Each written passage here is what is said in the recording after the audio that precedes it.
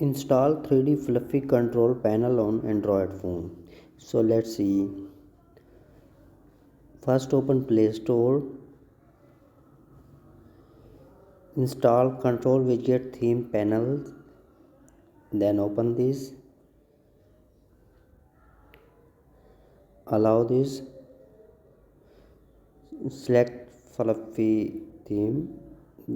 Then unlock for free. Install this. Give some permissions. Accept.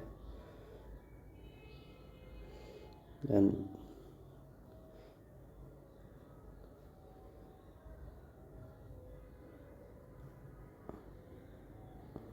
after give permission,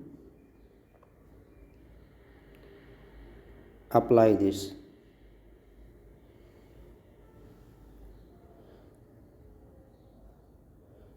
So finally